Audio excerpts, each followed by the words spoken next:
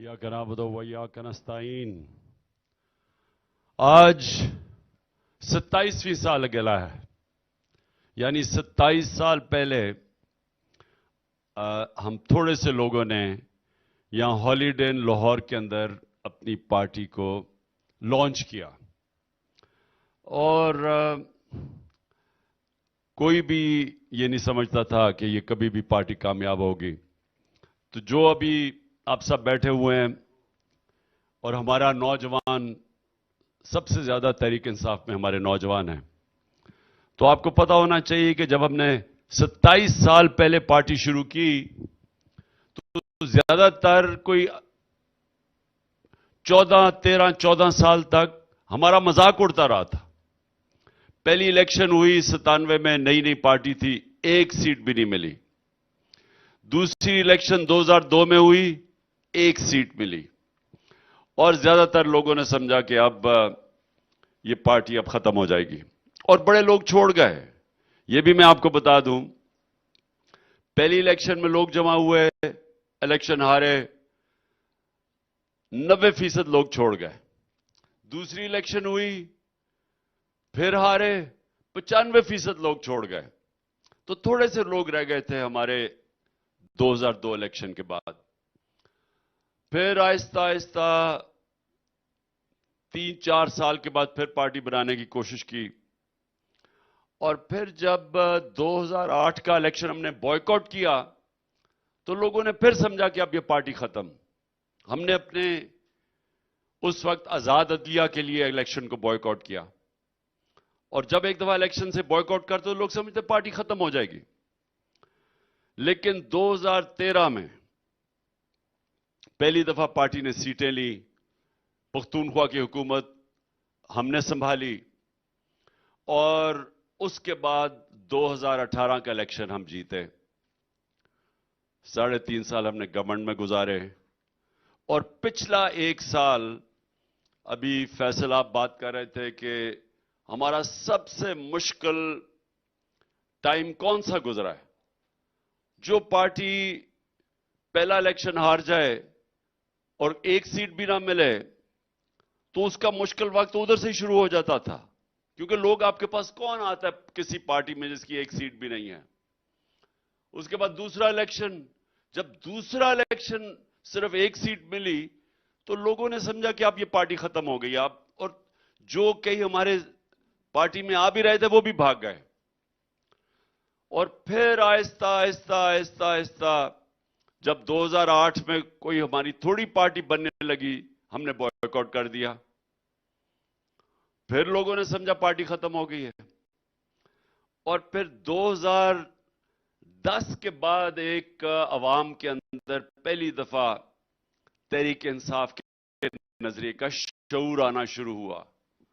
तो मैं आज आप सब अपने नौजवानों को, हमारी ख्वातीन को जो सारे पाकिस्तान में ये देख रही हैं, हमारी 27वीं सालगिरह के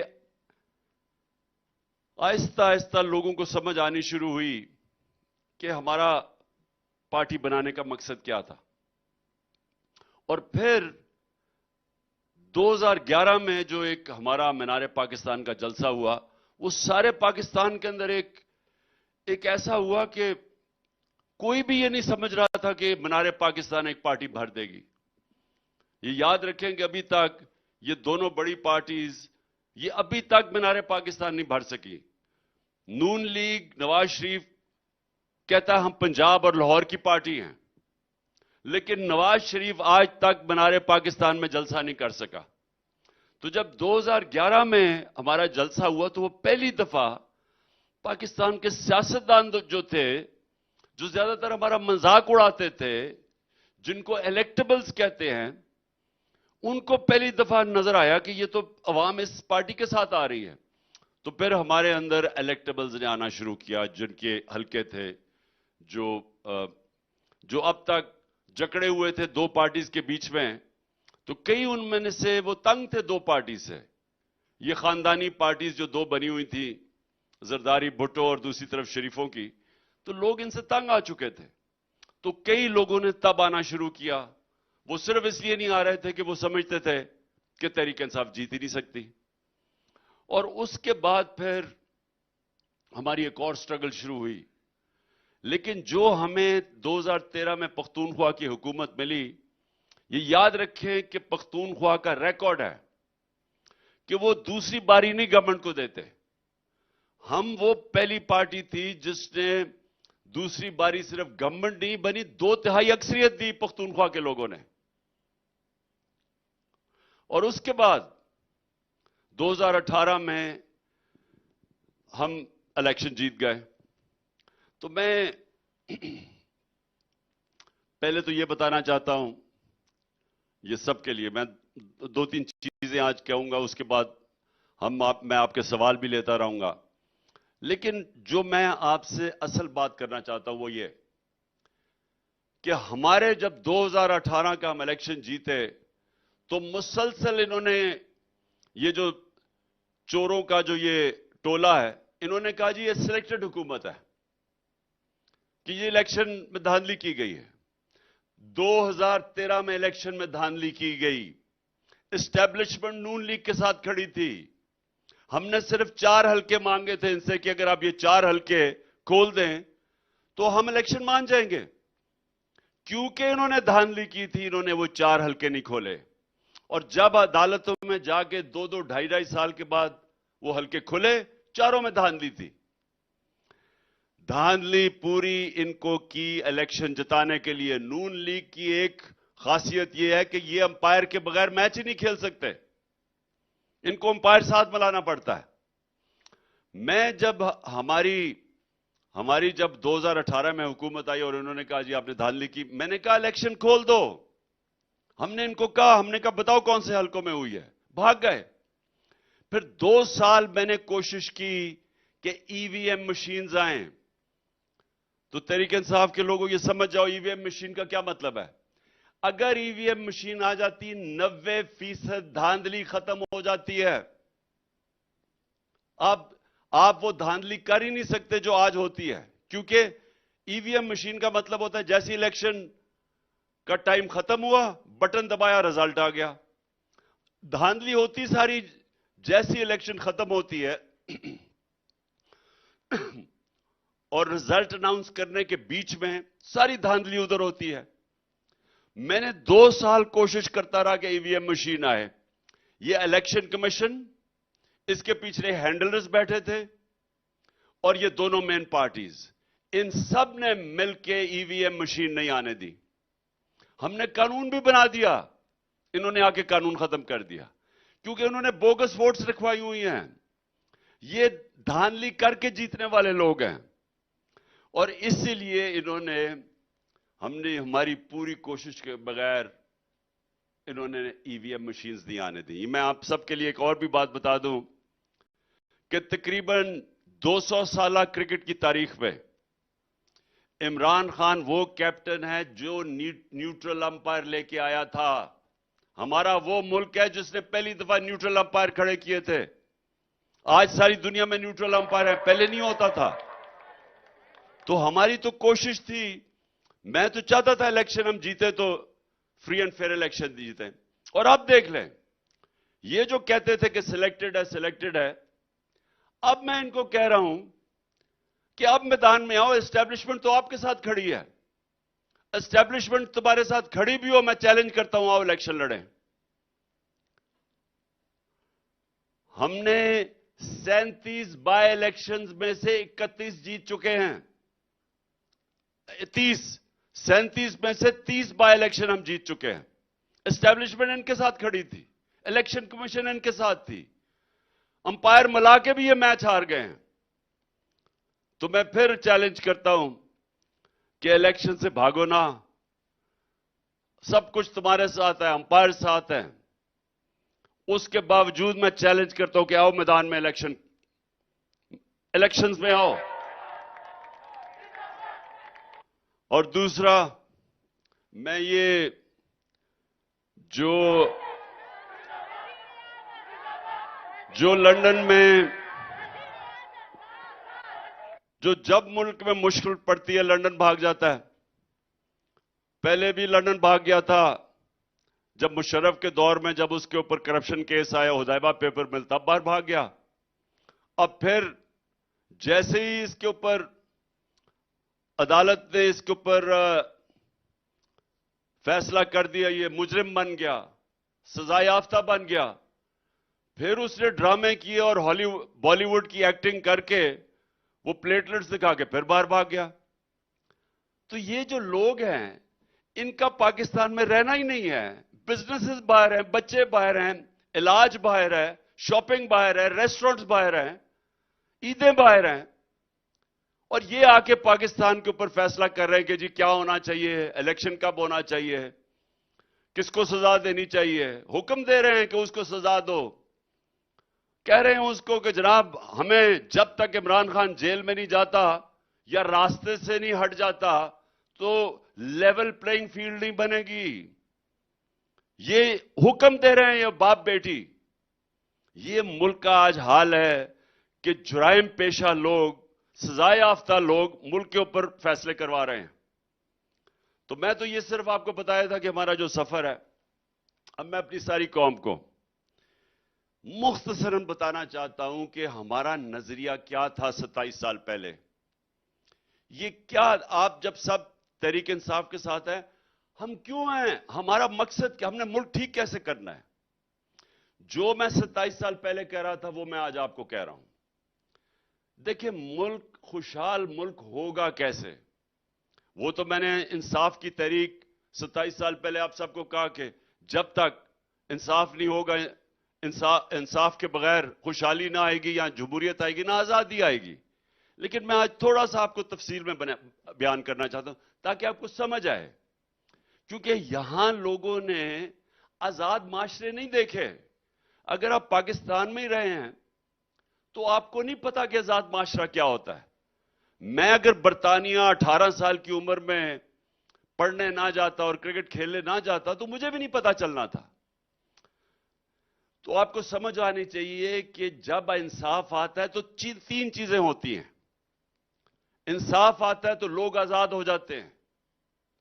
आजाद कैसे होते हैं? क्योंकि उनके हुकूक की तफज की जाती है। उनका इंसाफ का निजाम बुनियादी हुकूक का तहफ़्फ़ुज़ करता है, और जब तहफ़्फ़ुज़ होता है, लोग अगर अपने टैक्स दें, कानून के ऊपर चलें, उसके बाद उनको कोई फिक्र नहीं होती, वो आजाद शहरी बन जाते हैं। वो मेहनत करें उसका फल मिलता है। और दूसरी तरफ अगर कोई तो ताकतवर हो, अगर वो कानून तोड़े तो वो उनका इंसाफ का निजाम पकड़ लेता है उनको। वहां कोई ये नहीं कह सकता कानून तोड़ के कि पता नहीं मैं कौन हूं। उधर ये नहीं कह सकते। वो बरतानिया के अंदर क्वीन के बेटों को भी, शहजादों को भी फाइन हो जाता है अगर वो कानून तोड़े। असल में वो सुन्नत पे चल रहे हैं जो मेरे नबी सल्लल्लाहु अलैहि वसल्लम ने कहा था कि मेरी बेटी भी चोरी करे तो सजा मिलेगी। तो वो जो माशरे हैं वहां इंसाफ है, इंसाफ की वजह से आजादी है।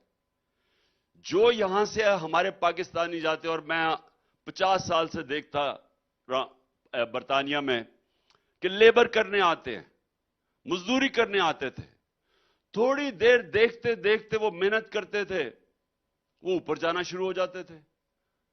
उनको पता चलता था कि मेहनत का फल मिलेगा यहां, तो वो मेहनत करते थे, ज्यादा मेहनत करते थे। हर 5 साल के बाद उनकी जिंदगी बेहतर हो जाती, खुशहाल होना शुरू हो जाते थे। बच्चे उनके अच्छे स्कूलों में पढ़ के वो डॉक्टर्स बन जाते थे। तो उनको मैंने बदलते देखा है। इसलिए नहीं कि वहां कोई पैसे बांट रहा है, इसलिए कि वहां माशरों के अंदर क्योंकि इंसाफ है, मेहनत का फल मिलता है। वहां जो मेहनत करता है वो ऊपर जा सकता है। तो यहां हमारा यही मसला है, हम मेहनत भी करें ऊपर नहीं जा सकते, क्योंकि सिस्टम ऐसा बना हुआ है, वो मेहनत को पैसे नहीं देता। हमारे सिस्टम में करप्ट लोग पैसे बनाते हैं। उन सिस्टम में करप्ट आदमी पैसे नहीं बना सकता।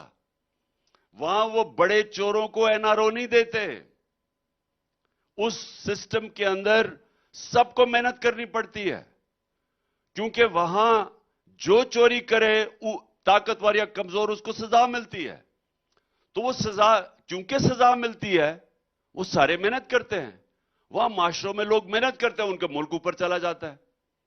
अपनी तरह मुल्क उठा के देख लें, सबसे ज्यादा पैसे वाले लोग आपके असेंबलियों में बैठे हुए हैं। मुझे बताएं इनमें से कितनों ने कितनी पढ़ाई की है, कितनी मेहनत की है, कितने काम किए हैं। जब काम किए बगैर ही पैसा बन जाएगा और जब आपको पकड़ने आएंगे तो आप एनआरओ ले लेंगे, तो मेहनत कौन करेगा? मेहनत करे क्यों कोई? क्यों वो पहले पढ़ाई करे 14 साल, फिर वो सुबह से लेकर शाम तक काम करे, थोड़ा सा टाइम हो शाम बीवी बच्चों के लिए, वो क्यों मेहनत करे जब आराम से एक खांचा मारा और अरबों रुपया बन गया? तो वो माशरे तबाह हो जाते हैं क्योंकि मेहनत ही खत्म हो जाती है। जब मेहनत का फल मिलता नहीं और चोरी का फल मिलता है, करप्शन से पैसा बनता है, रिश्वत से पैसा बनता है, वो माशरा का कोई मुस्तकबिल नहीं होता। तो जो पाकिस्तान में हो रहा है आज, क्योंकि हमारे मुल्क में कानून की हुक्मरानी नहीं है, इंसाफ नहीं है। हमारे मुल्क जब से ये चोर ऊपर आए हैं, जब से इन चोरों को जनरल बाजवा ने हमारे ऊपर मुसल्लत किया अपनी एक्सटेंशन लेने के लिए, इन लोगों ने इस मुल्क में ऐसी तबाही मचाई है, माइशत की तबाही मचाई है। और ये जो लोग ऊपर बैठ गए हैं, 9 लाख पाकिस्तानी मुल्क छोड़ के चले गए हैं। और ये वो 9 लाख पाकिस्तानी हैं जो प्रोफेशनल्स हैं, जो दुनिया में कहीं भी जाएं तो उनको नौकरियां मिल जाएंगी, जिनके ऊपर इस कौम ने पैसा खर्च किया उनको तालीम देने के लिए। वो प्रोफेशनल जब मुल्क छोड़ के चले जाएं तो वो मुल्क आगे कैसे बढ़ेगा? और ये जाके दूसरे मुल्कों का फायदा करवा रहे हैं। ये जिधर जाके नौकरियां करेंगे उधर फायदा होगा। हमारी बिजनेसेस छोड़ के जा रही है मुल्क। एक दुबई का इलाका अलाइन, उधर से उनका एक मैनेजर आया, वो मुझे कह रहा था जो पिछले 8-9 महीने में पाकिस्तानियों ने सरमायाकारी की है दुबई के अंदर, वो पिछले 10 साल में नहीं की। तो जब आप हमारे मुल्क में जब तक इंसाफ नहीं होता, हम आगे बढ़ नहीं सकते। और ये 27 साल पहले, क्योंकि मैंने बरतानिया में इंसाफ का निजाम देखा था, इसलिए मैंने अपनी पार्टी का नाम रखा था इंसाफ की तहरीक। क्योंकि अगर एक चीज हमें चाहिए खुशहाली के लिए, मुल्क को खड़ा करने के लिए, वो एक चीज है इंसाफ। और इसके लिए आज आप सारे मेरे साथ मिलकर जद्दोजहद कर रहे हैं। हम अभी वहां पहुंचे नहीं हैं। हमने कोशिश की और हमें कुर्बानियां देनी पड़ेंगी, क्योंकि ऊपर कब्जा हो गया है। उन लोगों का कब्जा हो गया जो जाती मफादात के लिए इस मुल्क को तबाही की तरफ लेके जा रहे हैं। उनके सिर्फ अपने फायदे हैं।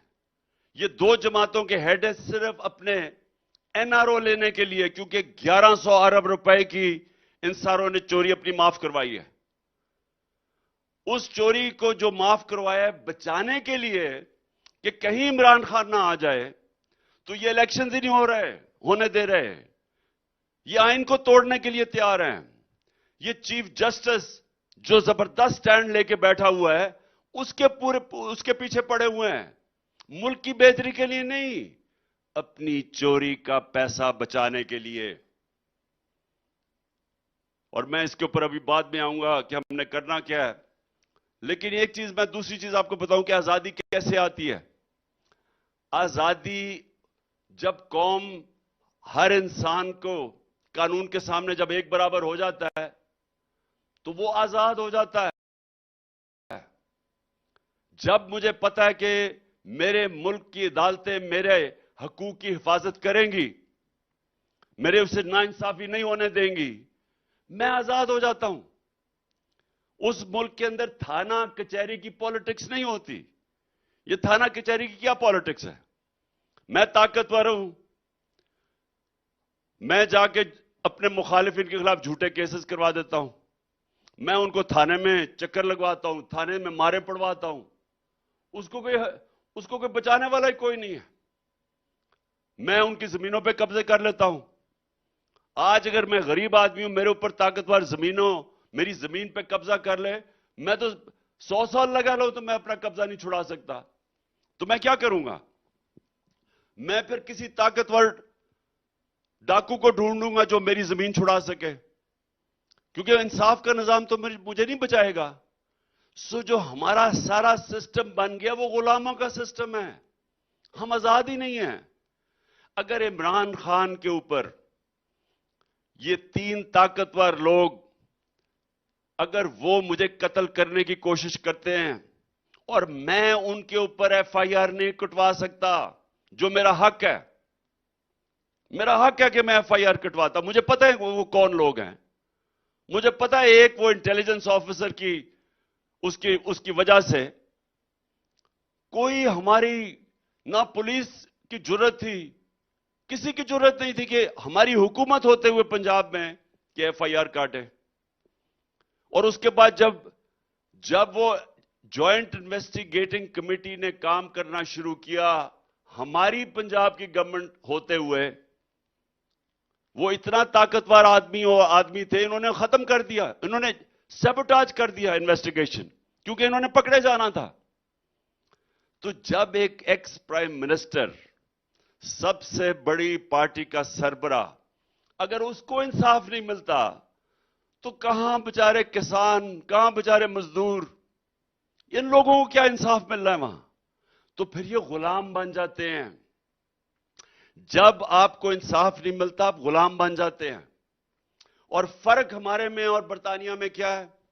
उस माशरे में जिधर इंसाफ है वहां फर्क क्या है? वहां फर्क यह है कि उधर की पुलिस कभी कोई नाजायज गैर कानूनी काम करते हुए डरती है, क्योंकि वो पकड़े जाएंगे। वहां की पुलिस अगर आपके ऊपर झूठी एफआईआर काटती है तो उनको खतरा होता है कि अगर यह साबित हो गया कि झूठी एफआईआर है, हमारे ऊपर कार्रवाई होगी। मेरे ऊपर 145 केसेस कर चुके हैं, 145 केस, 15 क्रिमिनल केस एक दिन में कर चुके हैं, 40 दहशतगर्दी के केस कर चुके हैं। कौन से महजब माशरे में पुलिस की जरूरत होगी ये करने की? क्योंकि पुलिस को खौफ है वहां के इंसाफ के निजाम से। वो आके अदालत में पूछेंगे कि जनाब आपने ये कैसे किया? वो ये नहीं कह सकता कि मुझे ऊपर से हुक्म आया। क्या आपके पुलिस के कानून के अंदर ये आपको इजाजत देता था ये करते हुए? और अगर वो नहीं देता था उसको सजा होनी है। वहां तो ये हाल है। ये तहरीक इंसाफ के कारकुनों जरा गौर से सुने, इंसानों की तो बड़ी दूर की बात है। एक पुलिस वाले को 6 महीने की सजा हुई क्योंकि उसने, जो पुलिस के कुत्ते नहीं होते, जो वो पुलिस कुत्ते लेके फिरती है, उसने कुत्ते को, किसी ने उसको मारते देख लिया छड़ी से, उसको 6 महीने सजा हो गई। उधर ये हालात हैं, वो सिस्टम ये है, वो आजाद लोगों का सिस्टम है। यहां बेचारे लोगों को पकड़ के, हमारे कारकुनों को इन्होंने क्या किया थानों में जाके या जेलों में? हम तो पॉलिटिकल प्रिजनर्स थे। क्या इस बरतानिया में या यूरोप में एक सेनेटर को, आजम स्वाति को पकड़ के तशद्दुद कोई किसी की जरूरत ही करने की? बच्चों के सामने मारना, 3 बजे सुबह उठा लिया, अगवा किया। क्या अलीमीन को जिस तरह सारी जगह के चक्कर लगा रहे हैं कोई कर सकता है किसी और महजब माशरे में? क्या इफ्तिखार गुमन मेरा सिक्योरिटी का एक्सपर्ट है और मेरी जान को खतरा है, उसको उठा के ले गए कितने दिनों से? वो उसको एफआईए उठा के ले गई है सिर्फ इसलिए कि वो मेरी सिक्योरिटी का ध्यान रख रहा था। क्या जिस तरह अरशद शरीफ को इन्होंने इस मुल्क से बाहर भजा के कत्ल किया, किसी की जरूरत थी एक डेमोक्रेटिक, एक वो माशरा जिधर इंसाफ हो, किसी की जरूरत ही ये करने की नहीं थी, क्योंकि वहां आजाद हैं लोग, इंसाफ की वजह से आजाद हैं। ये जब तक माशरे के अंदर रूल ऑफ लॉ नहीं आता, वो माशरा आगे नहीं बढ़ सकता। मैं फिर से ये आप सबको, तहरीक इंसाफ के लोगों, ये सब याद रखो, मेरे नबी सल्लल्लाहु अलैहि वसल्लम ने ये जो बात कही थी अपने ज़हनों में डाल लो कि जो माशरा कमजोर लोगों को, चोरों को तो जेल में भेजता है, लेकिन ताकतवर मुजरिमों को जेल में नहीं पकड़ सकता, सजा नहीं दे सकता, वो तबाह हो जाता है। आज जो हम अपने घुटनों पे खड़े हैं, घुटनों पे बैठे हैं और हमारा जो इस वक्त का प्राइम मिनिस्टर कहता है जी मैं मजबूर हूं, मैं मांगने तो नहीं आया लेकिन मैं मजबूर हूं, अपने आप को भी जलील कराता है, हम सबको जलील करवाता है। वो इसलिए कि इन सारों ने ऊपर बैठ के पहले तो मुल्क का इंसाफ का निजाम तबाह किया, क्योंकि इन्होंने किया। ये जो ऊपर बैठे हुए हैं इन्होंने क्यों किया? क्योंकि ये मुल्क से पैसा चोरी कर ही नहीं सकते थे अगर इस मुल्क में रूल ऑफ लॉ होता। ये मुल्क से जो पैसा बाहर भिजवाते हैं, ये जो बड़े बड़े प्रॉपर्टीज में लंदन में ये रह रहे हैं, मेफेयर में, बेटा हाइड पार्क में, महंगे तरीन इलाकों में रह रहे हैं, अरबों रुपए की प्रॉपर्टीज में, ये किधर से पैसा गया है? ये इस मुल्क से गया है। अगर इस मुल्क का निजाम, इंसाफ का निजाम काम कर रहा होता, ये कभी भी ना जाता पैसा बाहर। तो पहले खुद ही वो इंसाफ के निजाम को तबाह करते हैं, अदलिया के अंदर तकसीम करते हैं, जजेस के ऊपर पूरा प्रेशर डालते हैं, ब्लैकमेल करते हैं, खरीदने की कोशिश करते हैं ताकि इनको कोई रोके ना। एफआईए को तबाह करते हैं जिसका काम इन्वेस्टिगेशन का है, नैब को तबाह करते हैं। हर वो इदारा जो इस मुल्क में चोरी रोक सकता है पहले उसको तबाह करते हैं, फिर पैसा चोरी करके बाहर लेके जाते हैं। तो ये भी आपने कभी सुना है कि यहां बड़े बड़े साहिब इक्तदारों का पैसा बाहर पड़ा है? या बिजनेसमैन, बड़े बड़े बिजनेसमैन वो पैसा बाहर ले जाते हैं, या बड़े बड़े सारे तकरीबन टॉप सियासतदान इनकी बाहर प्रॉपर्टीज हैं। जो प्राइम मिनिस्टर, जो प्रेसिडेंट बन चुके हो, उनका तो वो तो इस मुल्क को, उनका तो काम था इस मुल्क के अंदर बैठे, वो पैसा बाहर ले जाते हैं। शरीफ खानदान का सारा टब्बर बाहर बैठा है। वो उनके, जिन लोगों का पाकिस्तान के अंदर सिर्फ आना है पैसे बनाने के लिए, बाकी इनका सारा रिहाइश बाहर है, उनकी कैसे कमिटमेंट होगी पाकिस्तान की? और कौन सा मुल्क ये इजाजत देता है? सोचे कौन सा मुल्क ये इजाजत देता है कि आप पॉलिटिक्स पाकिस्तान में कर रहे हो और आपका सब कुछ पैसा बाहर, छुट्टियां, शॉपिंग, बिजनेसेस, प्रॉपर्टीज बाहर हैं? बताए ना कितने दुनिया में मुल्क, सिर्फ बनाना रिपब्लिक्स में ऐसे होता है। तो इसलिए हमारा जो जंग है वो है रूल ऑफ लॉ की।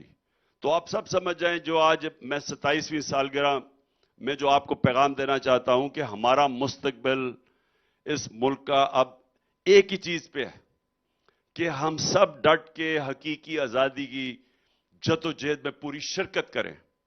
हकीकी आजादी आती है इंसाफ से, जमहूरियत आती है इंसाफ से, खुशहाली आती है इंसाफ से। जब तक इस मुल्क में इंसाफ नहीं होगा, ना खुशहाली आएगी, ना जमहूरियत आएगी और ना आजादी आएगी। यही माफिया ऊपर बैठ के खून चूस के पैसा बाहर ले जाएगा, लोग गरीब हो जाएंगे। लोग गरीब हो रहे हैं। आप अब ये देख लें कि हमारा जो औसत आमदनी है, मैं फिर से बताता हूं, ये आप सब याद रखें ये चीज। दुनिया में 140 मुल्कों में जो सबसे नंबर 1 है इंसाफ के निजाम, जिसका सबसे बेहतर है, वो मुल्क है डेनमार्क। उसकी औसत आमदनी, ये सुन लो पाकिस्तानियों, औसत आमदनी $68,600 है। और हमारा मुल्क जिसमें अल्लाह ने इतनी नेमतें बख्शी हैं, हमारी औसत आमदनी $1,600 है। हम हैं 140 मुल्कों में से, इंसाफ के निजाम में हमारा नंबर है 129। हम 129 पे हैं। और ये अगर चोर ऊपर रह गए तो ये 140 से भी आगे निकल जाएंगे। और वो जो मुल्क ऊपर हैं, जिधर इंसाफ है वहां खुशहाली है। तो ये दोनों साथ मिले हुए हैं। आप अच्छे से अच्छा भी इकोनॉमिस्ट ले आए पाकिस्तान में, वो कभी इस मुल्क में कुछ नहीं कर सकता जब तक हम रूल ऑफ लॉ नहीं कायम करते।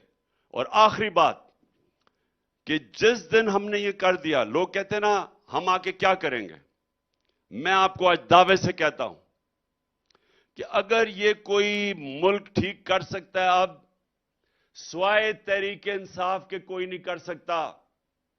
और ये क्यों कर सकती है तहरीक इंसाफ? ये इसलिए कर सकती है कि जो 1 करोड़ ओवरसीज पाकिस्तानी जो बैरून मुल्क पाकिस्तानी बाहर बैठे हैं, ये हमारा सबसे बड़ा असासा है। इनके पास इतना पैसा है कि हम 1 करोड़ में से अगर 5, 6 लाख, 10 लाख पाकिस्तानियों को पाकिस्तान में सरमाया करने के लिए ले आए, तो आप ये ज़हन में डाल लें कि आपको किसी के सामने हाथ फैलाने की जरूरत नहीं पड़ेगी। हमारे पास इतना बड़ा असासा है ये। लेकिन वो सवाल ये है, अब ये सवाल है, अच्छा आप में से कभी भी दुबई जाएं तो जरा एक काम करें जो मैं आपको कहता हूं, ये पूछें। आप दुबई जाएं और पाकिस्तानियों की दुकानों में जाएं, कारखानों में जाएं, उनसे सवाल पूछें कि जी अच्छा वो आपको सब, मैं ये भी आपको प्यार करते हैं सारे पाकिस्तान से, जितने भी आपको दुकानदार या सियासतदार या सरमायाकार मिलेंगे वो पाकिस्तान से प्यार करते हैं। लेकिन आप उनसे पूछें कि देखें आप यहां दुबई में दुकान खोली हुई है या फैक्ट्री लगाई हुई है, आप यहां दुबई में लोगों को नौकरियां दे रहे हैं, आप यहां पैसा बना रहे हैं, आप पाकिस्तान में क्यों नहीं बनाते?